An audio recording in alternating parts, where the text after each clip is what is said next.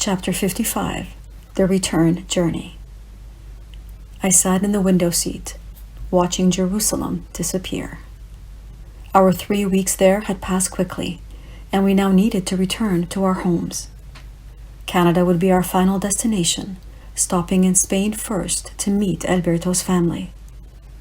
This flight, however, was bringing us to Holland, and my pilgrim friend Johanna, whom I had visited before beginning to walk. It seemed a lifetime ago. With her, I hoped to have a decompression, an easing between our world as pilgrims and the world we were about to re-enter. We spent several days with Johanna, trying to capture in conversation the feelings and experiences of a pilgrimage that still needed to be digested. She understood our many long pauses and contradictions, and listened, only advising us to be patient. She admitted her difficulty in fitting back into her own world, and in needing time to have reflected in her outer experiences and relationships the profound changes that had occurred within.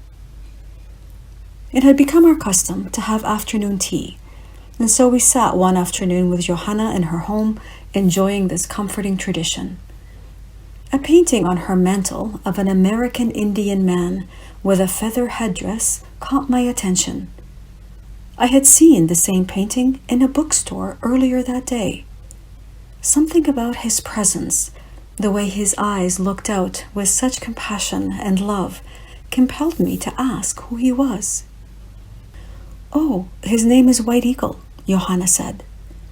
I began to tremble. He's a wise teacher and ascended master, part of a group that serves humanity from the spiritual realms. They are called the White Brotherhood.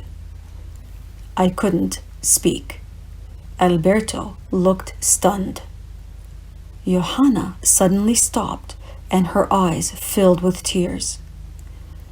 "Oh my God," she whispered. "He is here." Her eyes gazed beyond where we sat. I see him standing there and feel a tremendous outpouring of love, especially for you, Alberto. "Can you speak with him?" I whispered. "I don't know," she answered. "I've never seen him before." "Does he know us?" I asked. Johanna slowly nodded, her eyes still fixed on the space beyond us. "He says that he knows you, Alberto, but still not you, Mony." Then in a voice filled with emotion, she said, "Oh, Alberto, I wish you could see him, feel the stream of pure love that he is directing at you." Tears rolled down Johanna's face, mingling with a smile of contentment that now crossed her lips. "I'm sorry," she said, drying her eyes. "I don't normally have these reactions, but his presence was especially strong right now. I've had visions before, but never with him." From her bookshelf, she pulled out several books, and from the guest room where we were sleeping, several more. "I had put these books by your bedside today for some reason," she said. "Now I know why." Emotion rushed through me when I read that White Eagle used as the foundation of his teachings the Gospel of St. John, revealing how to unfold the spiritual light, or inner Christ, that exists within each of us, so that we may uplift and heal our world with it. He refers to it as the Christ light, a universal light that isn't linked to any one religion.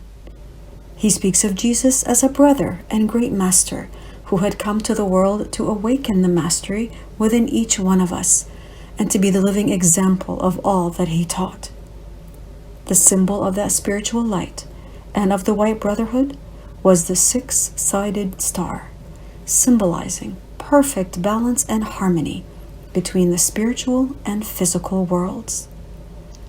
The signs I had faithfully followed, the eagle, six-sided star, and John, had all come together in a most unexpected way, revealing a remarkable path that I would now begin to explore.